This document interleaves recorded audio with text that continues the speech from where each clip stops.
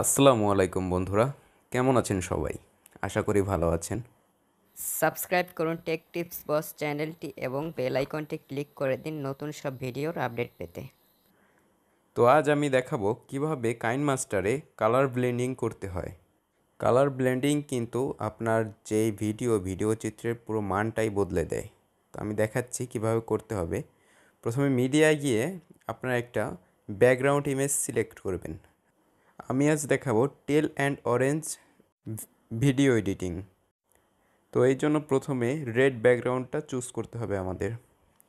তো রেড ব্যাকগ্রাউন্ডে ক্লিক করার পরে এখানে আমাদের কালারটা একটু অ্যাডজাস্ট করতে হবে। তো অ্যাডজাস্ট করার জন্য আমরা এই ব্যাকগ্রাউন্ডের উপর ক্লিক করে কালারটা অ্যাডজাস্ট করে নেব।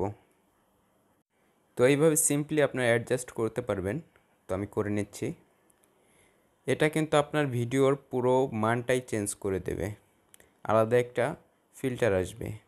তো আমি প্রথমে এই ব্যাকগ্রাউন্ডটা নিব, নেওয়ার পরে এই ব্যাকগ্রাউন্ডের উপরে আমি লেয়ার বসাবো। আমি মার্ক করে দেখিয়ে দিচ্ছি আপনাদের বোঝার সুবিধার্থে।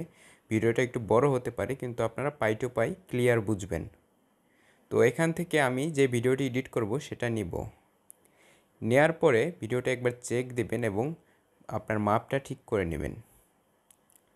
তো এখানে আমি এখন নিচের লেয়ারে চাপ দেব, আমার ভিডিওতে ক্লিক করব। ক্লিক করার পরে এখান থেকে আমি পুরো ভিডিওটা অ্যাডজাস্ট করে নেব লেয়ারের সাথে। তো এই জন্য আমি মার্ক করে দিয়েছি, এখানে ক্লিক করবেন। ক্লিক করার পরে অ্যাডজাস্ট হয়ে যাবে।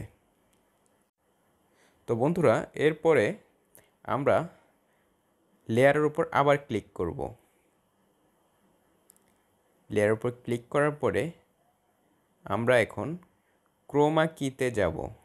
এখানে আপনারা 4 নম্বর যে অপশনটা দেখতে পাচ্ছেন, এটার নাম ক্রোমা কি।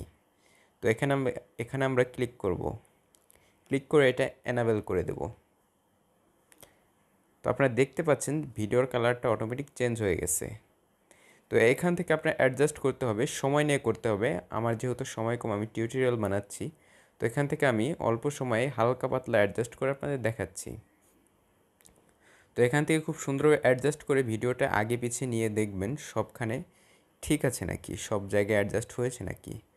তারপরে আপনারা এখান থেকে এটা এক্সপোর্ট করে দেবেন। এক্সপোর্ট করার জন্য সাইডে শেয়ার বাটন আছে 3টা ডট, ওখানে ক্লিক করে পুরোটা রেজুলেশন দিয়ে আপনারা এক্সপোর্ট করবেন। সর্বোচ্চ ভালো হয় 1080p 30 fps-এ। যখন আপনার এটা এক্সপোর্ট হয়ে যাবে তখন আপনার কাইন মাস্টারটা আবার ওপেন করুন এবং এই লেয়ারগুলো ডিলিট দিয়ে নতুন প্রজেক্ট ধরুন। নতুন প্রজেক্ট ধরার জন্য আপনার প্রথমে 16:9 যেতে হবে, তারপর এখানে মিডিয়াতে যাবেন।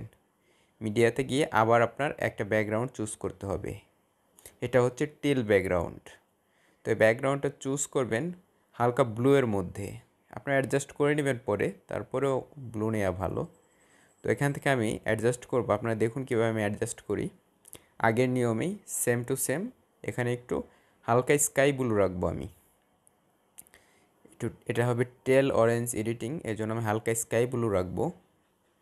তো আপনারা দেখতে পাচ্ছেন এভাবে সময় নিয়ে ভালো করে ব্লেন্ডিং করবেন। যত ভালো ব্লেন্ডিং হবে তত ভালো এডিটিং হবে, ফিল্টারটা তত ভালো হবে। তো এখন আমি এখানে লেয়ার নিব। আমার যেই ভিডিওটা আমি সেভ করেছিলাম ওই ভিডিওটা আমি আবার আনবো। আবার আনার পরে আবার আমি ফুল ফ্রেম করব আগের নিয়মে। তারপর এখানে সব কিছু ভালো মতো অ্যাডজাস্ট করে নেব। এবার আমি ক্রোমা কিতে যাব। আগের মতোই ক্রোমা কিতে গিয়ে এখানে এনাবেল করে দেব। এনাবেল করার পরে এখানে আমি আস্তে আস্তে সময় নিয়ে অ্যাডজাস্ট করব। যেহেতু আমার হাতে সময় নেই, আমি করতে পারছি না, কিন্তু আমি যখন করি সময় নিয়ে করি। তো এখানে আপনারা সময় নিয়ে ভালো মতো অ্যাডজাস্ট করবেন। আমি আপাতত দেখাচ্ছি। তো এটাও আমরা এক্সপোর্ট করে দেব। ওইগুলো আমাদের কমপ্লিট। আপনারা যদি এখানে পিঙ্ক এডিটিং করতে চান বা পিছনের ব্যাকগ্রাউন্ড গাছপালার রং যদি পিঙ্ক করতে চান, তাহলে এখানে আপনারা শুধু ব্যাকগ্রাউন্ডটা আমার আগের মতোই পিঙ্ক করে দেবেন। যেভাবে আমি অ্যাডজাস্ট করছি ব্যাকগ্রাউন্ডটার উপর ক্লিক করে পিঙ্ক করে দেবেন। Just simple.